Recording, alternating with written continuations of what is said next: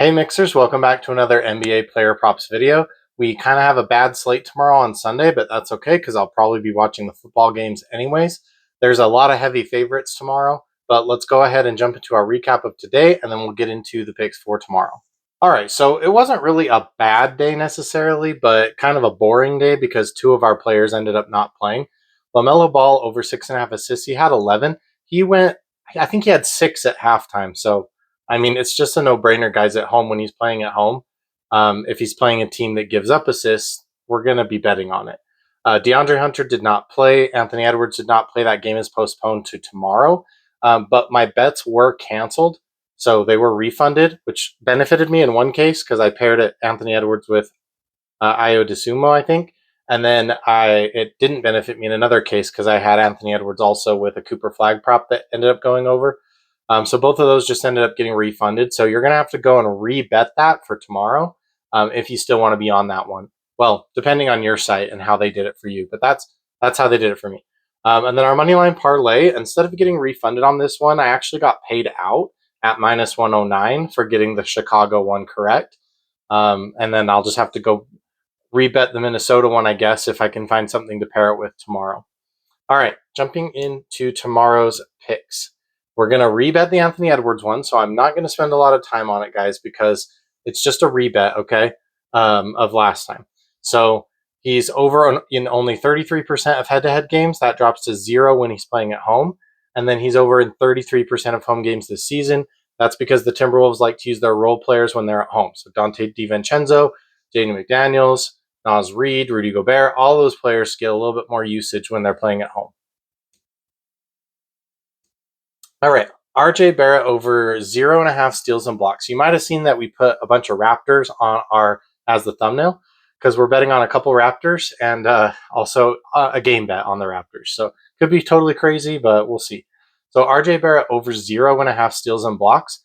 He's over in 42% of away games this season, over in 2 of 3 head-to-head games. The miss was an away game, by the way, but also the game where he got 2 was also an away game. So it's kind of like literally a coin flip here a little bit, but you just rarely see 0.5 as a line for someone. RJ Barrett's minutes are a little uncertain. We don't know if he's going to play 20 minutes like he played last time, or if he plays 25 or even closer to 30 minutes. I think if the team is clearly going to lose, then they're going to just not play him very many minutes. If they have a chance to stay in this game, then I think he'll get a little bit more minutes. All right. His teammate Brandon Ingram also over 1.5 steals and blocks. We're a little bit hedging with this one, but I think both of them could go over, you guys. This is kind of a crazy day. We're betting on a lot of Raptors today. Over in 5 out of 7 head-to-heads, but this was all with the Pelicans. These are the steals on the left, blocks on the right. He's over in 13 of 23 away games this season, which I didn't put a graph up for that, but that is 57% of the time. This is for plus money. So we're getting a little bit extra payout to take this, and I'm going to take it. I think this game is going to be physical, and ultimately, I think obviously the Thunder are heavy favorites to win it, but I think it's going to be a very physical game.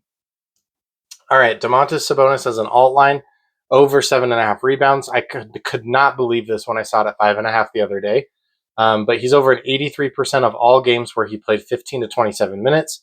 He's over in 100% of away games where he played 15 to 27 minutes, 100% in his head-to-heads, but that was playing full minutes.